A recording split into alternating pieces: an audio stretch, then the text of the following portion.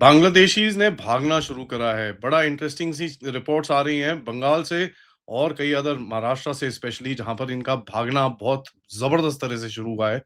एक वीडियोज़ है मेरे पास और थोड़ा-सा डिटेल्स हैं। एक सवाल बन रहा है कि एक रूमर है 30 लाख लोग ऑलरेडी वापस जा चुके हैं। देखते हैं इसके बारे में कितनी सच्चाई है। नमस्कार, जय हिंद, जय Bharat and welcome to deaf talks. पहले मैं आपको एक वीडियो दिखाना चाहता हूँ जहाँ पर आप देख रहे हैं कि किस तरह से 24 परगना के आस-पास অর্থাৎ কোন রকম আপোষ पूरे इकट्ठे होके এই बैठे মুহূর্তে हुए हैं। হয়তো আমরা ভারতবর্ষেर सब द प्रॉब्लम है कि ये लोग चारों तरफ से आ रहे हैं, they are not just living in Bengal बल्कि অর্থাৎ काफ़ी जगहों से आके इस जगह पे इकट्ठा हो रहे हैं जहाँ पर they are now starting to run back. क्या हुआ है एकदम से कि क्या क्या ये लोग भाग रहे हैं? क्या हुआ है, क्या नहीं हुआ? इसके ऊपर थोड़ी-सी बात करते हैं, लेकिन उसमें जाने से पहले मैं आपको बताऊँ मालदा मुर्शिदाबाद के अंदर होल्डिंग सेंटर्स बन चुके हैं, आइडेंटिफाई हो चुके हैं, बिल्डिंग्स खाली कर दी हैं, रेडी हो चुके हैं एंड इसके ऊपर खबरें ऑलरेडी आनी शुरू हो चुकी हैं, जहाँ पर इनके लिए इनको जहाँ पर रखा अगर ये पकड़े गए, तो कहाँ रखा जाएगा उसके लिए भी पूरी प्रिपरेशन तैयार है। ये देखिए मीडिया में भी रिपोर्ट आनी शुरू हो चुकी है। ये एक सबसे पहला सेंटर है जहाँ पर होल्डिंग सेंटर इनका बना दिया गया है।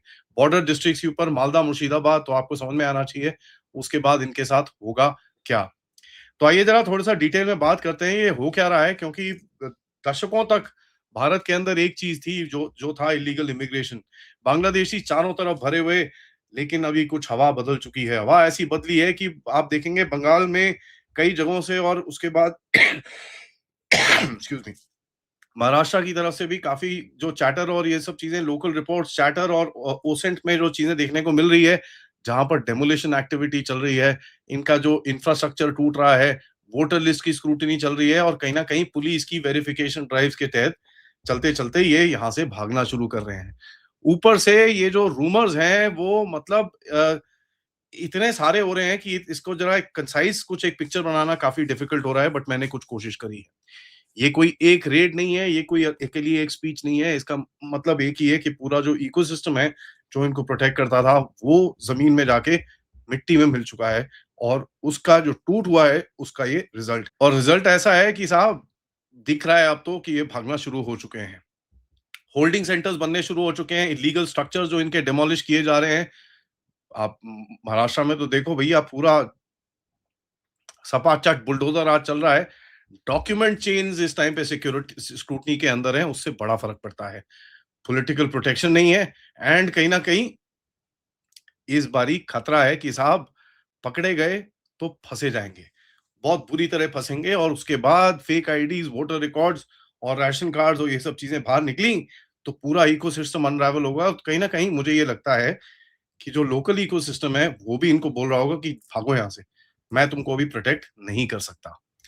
तो ज़रा देखें भैया किस तरह से प्रेशर बनाया जा रहा है। पहले तो आप देखें एसआईआर की तरफ से और वोटर रोल्स को जब साफ करने की कोशिश की गई और जो किया गया उसके अंदर एक बड़ा सिंपल पैनिक बना।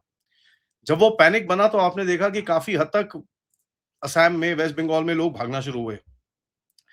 क्योंकि वोटर लिस्ट से होता क्या है? वोटर लिस्ट से होता ये है कि उसके पास वोटर आईडी है, मतलब आधार कार्ड है, राशन कार्ड है, बर्थ सर्टिफिकेट है और ये सब चीज़ें हैं। जैसे ही ये सारा कुछ कटता है तो आपको एक चीज़ समझ में आनी चाहिए कि ये लोग पूरी तरह से इनका इकोसिस्टम कट जाता है। जो इनको फ्री में खाना मिलता था, जो फैसिलिटीज़ मिलती थी, जो भी चीज़ें एक सिटिज़न को इस देश के अंदर मिलता था, वो पूरा सब कट जाता है, तो इनकी यूटिलिटी खत्म हो जाती है। दूसरी चीज़ क्या है कि इनको ये भी एक जरा कहीं न कहीं कुछ एक चीज़ डाली जा रही है कि देखो यार ऐसा है अपने आप ही चले जाओ तो बेटर रहेगा, क्योंकि एक बारी किसी ने अगर पकड़ लिया तो उस बिल्डिंग में आपको बंद करके रखेंगे, आपको यहाँ पर अरेस्ट होगा, आपकी फैमिली सेपरेट हो जाएगी, ऐसे-ऐसे रूमर्स वहाँ पर फैल रहे हैं। अब ऐसे जब रूमर्स फैल रहे होते हैं तो देखिए सारे लोग तो बदमाश तो नहीं होते हैं। कुछ लोग जो होते हैं वो फैमिली के साथ आए हुए हैं, उनको तो नहीं चाहिए कि अपनी बीवी, बच्चे, माँ, बहन के साथ कुछ ऐसा टेढ़ा-मेढ़ा हो। तो एक साइकोलॉजिकल चेंज होता है एंड कहीं न कहीं जब डिटेंशन के ऊपर बात आती है और डिपोर्टेशन क्लियरली बात आती है तो लोगों को लगता है यार चलो यार अभी यहाँ पर ये थोड़ा थोड़ा गड़बड़ हो जाएगा, हम यहाँ से वापस ही चल लेते हैं, कोई इतना वो नहीं है। वो एक छोटी सेगमेंट होता है पॉपुलेशन का, बट वो पैनिक ड्रिवन जो एक मूवमेंट होती है, वो भी बड़ी इंपॉर्टेंट होती है हमको समझने के लिए। महाराष्ट्र जिसके अंदर बहुत सारे लोग ये बैठे हुए हैं, आप देखिए महाराष्ट्र की जो पुलिस और एडमिनिस्ट्रेशन ने इस समय पर दादर और कई और जगहों के अंदर पूरी जो सफाई और ये सब चीज़ें करी हैं, उससे जो रिपोर्ट्स अभी दिख रही हैं कि काफ़ी लोग ट्रेनों में बैठ के इस तरफ आए हैं और इनको यहाँ पर ही पकड़ा जा रहा है, ठीक है? इनको यहीं पर ही मतलब इनका पूरा अरेंजमेंट रेडी है। दे नो किस ट्रेन में कितने लोग आ रहे हैं और उनके साथ वहाँ पर पुलिस की वेरिफिकेशन और ये सब चीज़ें चल रही है। रियल फियर जो है वो अरेस्ट का नहीं है। रियल फियर होता है नेटवर्क एक्सपोज़र का। सो जितने भी हिडन नेटवर्क्स होते हैं वो उनका फ़ोन उठाना बंद कर देते हैं। ये लोग कहीं न कहीं छुप जाते हैं, अंडरग्राउंड हो जाते हैं और यही चीज़ हम आज देख रहे हैं वेस्ट बंगाल में। जितने भी पुराने टीएमसी और अलाइन्ड जो स्ट्रक्चर्स थे, जो इन लोगों को सपोर्ट करते थे, वो सारे अभी पकड़े जा रहे हैं या तो अंडरग्राउंड हो रखे हैं। अगर वो अंडरग्राउंड हो जाते हैं तो इनका सपोर्ट स्ट्रक्चर टूट जाता है। जब सपोर्ट स्ट्रक्चर टूटता है तो इनको दिखता है भैया कोई माँ-बाप नहीं है, अब बचाएगा कौन? क्योंकि इलीगल इमिग्रेशन जो होती है वो सिर्फ बॉर्डर पे सर्वाइव नहीं करती, वो एक इकोसिस्टम के तहत सर्वाइव करती है। चोरी चकाटी के इनको जो पैसे दिए जाते थे, चोरी चपाटी करके इनको जो खाना और ये सब चीजें दिया जाता था, वो पूरा इकोसिस्टम आज टूट चुका है। बॉर्डर पे आपका इकोसिस्टम कोलैप्स हो चुका है क्योंकि आपकी बीएसएफ आज एक्टिव पेट्रोलिंग कर रही है, तो इनको अगर ये भाग के भी जाते हैं तो वापस आने का इनका चांस नहीं है। पिछली बारी जब ऑपरेशन पुशबैक किया था और हेमंता बिश्व शर्मा के अपने शब्द हैं, उन्होंने जब बोला कि हम तो असम से यहाँ से फेंकते हैं, लेकिन वो बंगाल से अंदर घुस जाते हैं। आज वही बंगाल के अंदर एक भी बंदा आता है तो उसको गोली लगती है, तो ये भी इनको पता है। जहाँ पर रिवर की रूट्स के ऊपर आज एक्टिव पेट्रोलिंग चल रही है, कैटल कॉरिडोर चल रहे हैं, लोकल स्मगलिंग पाथ्स एकदम बंद हो रखे हैं और कहीं न कहीं ये जो कुछ ना कुछ उल्टे-सीधे नेटवर्क्स थे, वो भी टूटने शुरू हो चुके हैं। मैं पूरी तरह नहीं बोल रहा, शुरू हो चुके हैं बोल रहा हूँ। यहाँ पर एक और चीज़ देखिए आप, जब से पहले बीएसएफ यहाँ पर पेट्रोलिंग के लिए जाती थी, तो इनका जो टीएमसी का स्ट्रक्चर था, वहाँ पर औरतों को और वहाँ पर बच्चों को खड़ा कर देते थे और बीएसएफ को काम नहीं करने देते थे, जब इनको उल्टे काम करने होते थे। तो आप ये देखिए, अगर वहाँ का आपका बॉर्डर का इंफ्रास्ट्रक्चर टाइट होगा, उसके बाद जो सेटलमेंट के नेटवर्क्स हैं, जहाँ पर slums, illegal colonies, construction sites, madrasa के लिंक जो शेल्टर्स हैं, कॉन्ट्रैक्ट लेबर की जो हाउसिंग है, इनके ऊपर जैसी जैसी क्रैकडाउन धीरे-धीरे करके बढ़ना शुरू होगा, आपको दिखेगा ये अपने आप ही भागना शुरू होंगे और वही इनसे एनकरेज किया जा रहा है कि साहब अपने आप ही आप चले जाओ तो बेटर है। सारे नहीं जाते, मैं बोल रहा हूँ 5% या 7% भी नहीं जाएगा उसमें, बट 5-7% भी अगर चले गया तो वो बहुत बड़ा लेयर बन जाता है आपके लिए और कहीं न कहीं जैसे ही इनका डॉक्यूमेंट्स और ये सब चीज़ें जाते हैं, तो इनको फ्री का खाना और ये सब जो चीज़ें मिलती थी, वो खत्म हो जाती है। पॉलिटिकल शील्ड जो था वोट बैंक कंसोलिडेशन के तहत आपने देखा जिस तरह से वोटिंग अभी फॉल्टा के अंदर हुई, जहां पर हमने देखा कि भैया पूरी तरह से साफ सुथरा एकदम वोटिंग हुई, एक भी दंगा होने पे वहां पर दिया नहीं गया और जिस तरह से वहां पर फोर्सेस का होल्ड है, उससे आपको बड़ा क्लियरली एक चीज दिखती है कि इनको भी देखिए ये बेवकूफ नहीं है, इनको भी समझ में आता है कि भैया हो गया, टाइम हो गया, अब यहाँ से निकलो। ठीक है, इलीगल कंस्ट्रक्शन की डेमोलिशंस और कहीं न कहीं वेलफेयर की जो टारगेटिंग चल रही है, उसके हिसाब से आप देखते हैं मधुमिता जी जो वहाँ पर काम कर रही हैं अभी बीजेपी की, उनका सिंगुलर फोकस है कि इनके पूरे नेटवर्क्स को तोड़ना है। ऐसे ही आप देखिए महाराष्ट्र के अंदर आपके किरीट सोमैया साहब हैं, उनका बड़ा सिंगुलर फोकस है साहब हमको ये नेटवर्क तोड़ने हैं और वो कर रहे हैं उसके ऊपर काम। इससे लेबर मार्केट के ऊपर बड़ा शॉक चढ़ा है और कहीं न कहीं कॉन्ट्रैक्टर्स भी बोलते हैं, ना भाई ये साले पुलिस वाले आ गए तो मैं मरूँगा यहाँ पर। तो ये लोग अपने आप ही अभी पुलिस चेक्स, आईडी वेरिफिकेशंस और ये सब करना शुरू कर रहे हैं। उससे क्या होता है, इनको जो 150-200 रुपए की नौकरियां मिलती थी, वो भी बंद हो रखी हैं और पुलिस की जो मैसेजिंग है, वो बड़ी चेंज हो रखी है। देखिए पुलिस अब इनके जो टीएमसी के गुंडे हैं, अगर उनको उठा के अंडरवेयर के अंदर घुमा रही है शहर के अंदर, तो आपको ये समझ में आना चाहिए कि पुलिस भी एक मैसेज भेज रही है कि साहब पुराना ज़माना खत्म हो चुका है। इकोसिस्टम अब खत्म हो चुका है, तो अब आप ज़रा सँभल जाइए, अब रूल ऑफ लॉ चलेगा। अब रूल ऑफ लॉ के चलते-चलते अगर आप गुंडों को अंडरवियर में वहाँ पर घुमाते हो, तो एक बड़ा क्लियर मैसेज जाता है, पूरे देश में एक मैसेज जाता है कि भैया हो गया, टाइम अप होने वाला है साहब, ज़रा निकलो यहाँ पर। अब जो लास्ट में मैं बोलूँगा रूमर इंटेलिजेंस जो चल रही है, 30 लाख लोग यहाँ से भाग चुके हैं। अगर 30 लाख यहाँ से भाग चुके हैं मतलब 10% बांग्लादेशी भारत से ऑलरेडी जा चुके हैं। ये मेरे को तो मतलब मेरे तो गले से नीचे नहीं उतर रहा साहब। मैं सही में बोलूँ मेरे तो गले से नीचे नहीं उतर रहा, लेकिन हो सकता है, नहीं भी हो सकता। काफ़ी लोग बोलना शुरू करें और वहाँ बाय द वे जो ओसेंट आ रही है वो बांग्लादेशियों की तरफ से आ रही है और कहीं न कहीं वेस्ट बंगाल की तरफ से भी मतलब एक कंबाइंड जो बोलते हैं ना क्रॉस करके ओसेंट आ रही है, कोई कन्फर्म चीज़ नहीं है इसके अंदर। ठीक है जी, ऑफिशियल डेटा आपको कभी भी नहीं मिलेगा इसका।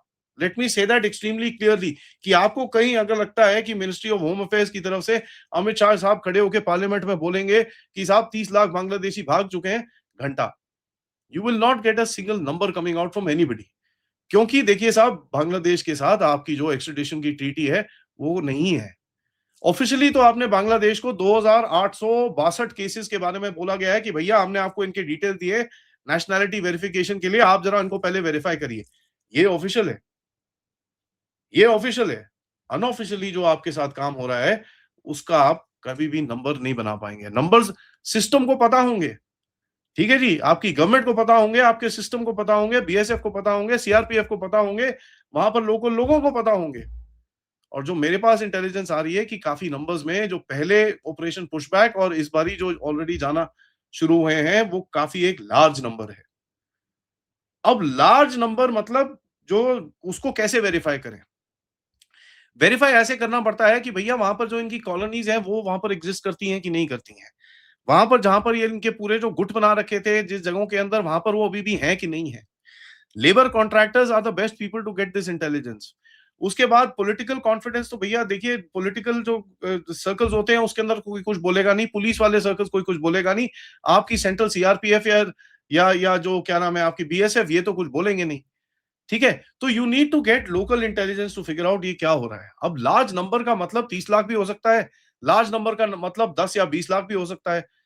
In any case, if you're talking about these kind of numbers, you're talking about mass silent departures at border zones, जहां पर लोकल ब्रोकर्स गायब हो चुके हैं and there is a lot which is actually taking place. इसके ऊपर अगर आप अमित शाह साहब की बात सुने, जो उन्होंने बोला कि भाई डिटेक्शन तो शुरू हो चुका है, अभी डिपोर्टेशन और डिलीशन चल रहा है और हमारे पास एक पूरा प्लान है जिसके तहत हम काम करेंगे। इसके बारे में उन्होंने ऑलरेडी पब्लिक में बात करी है, तो कोई ऐसी सीक्रेट चीज तो नहीं है। ये कोई सीक्रेट चीज नहीं है कि हम इनको वापस भेजेंगे। कितने भेजेंगे, कहां से भेजेंगे, कैसे भेजेंगे इज द सीक्रेट। सो 30 लाख और नॉट मुझे पता नहीं, बट एक चीज तो बड़ी क्लियर है, काफी लार्ज नंबर के अंदर ये लोग जा चुके हैं। लेडीज एंड जेंटलमैन, मैं बड़ा क्लियरली बोलूं, अगर 10-20 लाख लोग भी गए हैं ना, that is at least 7-8% of what these guys are in India. And वो छोटा नंबर नहीं है साहब, वो बहुत बड़ा नंबर है। एक मतलब अगर 20 लाख अगर आप देखो, जिस सिटी में मैं रहता हूं उसकी डबल पॉपुलेशन है। तो ये एक बहुत बड़ा नंबर है, इसके ऊपर हमको थोड़ा नजर रखनी पड़ेगी और मैं आपके लिए रखूंगा।